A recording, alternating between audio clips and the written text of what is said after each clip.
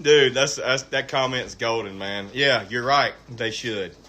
I'd never seen anything like it before or since, and that's unusual because I've always had an interest in scientific things. I think that's even why I got selected to go to Antarctica, because a big part of the interview was about science and what I believed about things. So I really thought it was cool to see something I'd never heard of before. The whole time I was at McMurdo, I heard people talking about the wall, like that was a special place. It's pretty common to find ice walls and ice cliffs all over Antarctica. The whole place is ice, but it's all just normal white or clear ice. So I asked my friend where they get the sky ice from, and he said it comes from the wall. I don't remember exactly how he described it, but apparently there's a huge wall of sky ice in Antarctica. He said it was hundreds of miles inland from the coast. I never got to see it myself because I was only, and then I'm going to skip forward, stationed to McMurdo. I didn't get to go out on expeditions. He said it was the biggest natural structure in the world. Imagine that. He said that in the 1960s, the U.S. Army had a plan to bore a tunnel into the wall, but they didn't have a boring machine that could handle the super cold temperatures, so they had a whole testing project in Greenland where they developed ice tunnels and invented new boring machines that could operate in super cold temperatures. So this was back when they were going into forming NASA and all the other things that were kind of strange, the Antarctic Treaty, around that time, pretty close to it. And he says, like they did this whole big thing in Greenland for just practice. So it was like they were practicing to bore into the sky ice. I'm not an expert on that, but that's just what he told me. Then, once they had the new boring machine figured out, they brought it to the ice wall, or to the wall in Antarctica. He said that the machine bored a tunnel. I don't remember exactly, it was like 5 or 10 miles into the wall, but that they never broke through the other side of the wall, and that they still don't know how thick the wall is even to this day.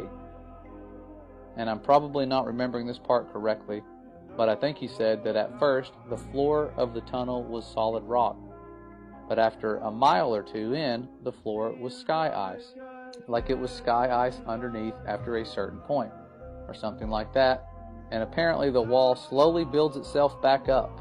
So it slowly builds itself back up after you cut it, because after a year or so, the tunnel had shrunk smaller all by itself, like a self-healing wound. It starts closing up.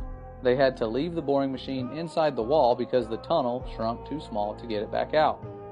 And after a few decades, the tunnel was completely gone, like the part of the wall was solid again. He said that now the scientists were trying to use technology to figure out how thick the wall is. He said something about putting earthquake sensors all along the wall, and that somehow you could measure the signal from an earthquake to see how thick the wall is. But he kind of lost me on that part. I never really thought about any of that after I left. It was really weird stuff, but I didn't think it was a big deal at the time. But then a few weeks ago, I saw a map of the wall in Antarctica, except the map was all flat and crazy looking, and it showed the wall going all the way up over the whole Earth. So since then, I've been trying to learn more about the sky ice that I saw and the wall that I heard about, but I can't find anything at all. So now I'm really wondering if there could be a connection here. And that's how I found this group. So I hope that maybe some part of my experience will help someone figure something out. Well, thankful to that person. If they were telling the truth, that is some very interesting information given what we know surrounds us. We know that the firmament's not just made out of ice. It's something special. That could just be something near the foundation to prevent you from going all the way to it. The Father's design is very complex, and he has foreknowledge. He knows what mankind's going to try to do.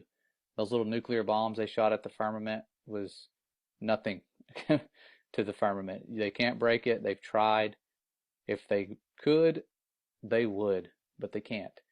And this is just one of those stories that confirms a lot of what I had assumed would be going on. I always thought, man, if they are out there and they can go to it, they're probably trying to drill through it, and if they are, how have they not gotten through it already? And that would answer the question for you, because it closes up as you go through it. But this was back in the 60s. There's no telling what they're trying now, mostly guarding it. I'm sure that's the biggest job they have, is keeping us from going there. And if you do go there, you can only go to certain places. It is tens of thousands of dollars for a one-way ticket. Otherwise, many of us would have already gone there, tried to do some sneaking around and investigating. But this video here, it only had like 300 views. But really cool stuff. Wanted to pass this along. I know the days of censorship have it to where you can't find stuff like this anymore. And I remembered putting it in my Firmament playlist. I just wasn't sure if you guys had heard about this and wanted to pass it along to you. And